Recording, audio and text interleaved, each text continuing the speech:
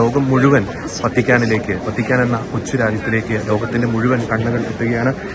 ഇപ്പോൾ വത്തിക്കാൻ സമയം ഏകദേശം 6:15 ആയിട്ടുള്ളൂ.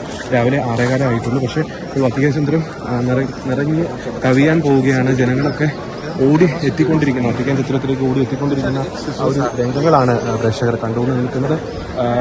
പ്രിയപ്പെട്ട പാപ്പയുടെ ഫ്രാൻസിസ് മാർപ്പാപ്പയുടെ ഭൗതിക ശരീരം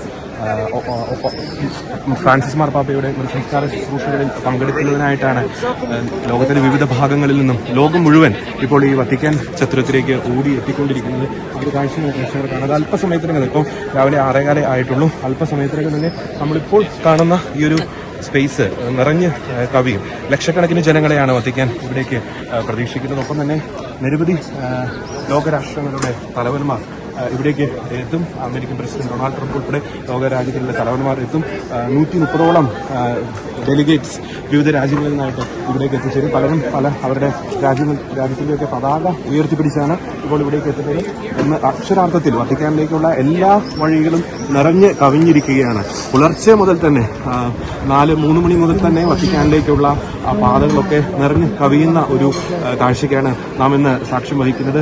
അഭൂതപൂർവമായിട്ടുള്ള തിരക്ക്, അത്ഭുതകരമായിട്ടുള്ള കാഴ്ചകൾക്കാണ് ഇപ്പോൾ വത്തിക്കാൻ ചത്തുരം സാക്ഷ്യം വഹിക്കുന്നത്. ഫ്രാൻസിസ് മാർപ്പാപ്പയുടെ ഒരു സംസ്കാര ശുശ്രൂഷകൾ നടക്കുന്ന വത്തിക്കാൻ ചത്തുരത്തിൽ നിന്നും ഷെക്കേന ന്യൂസിന് വേണ്ടി ജോർജി ജോസ്.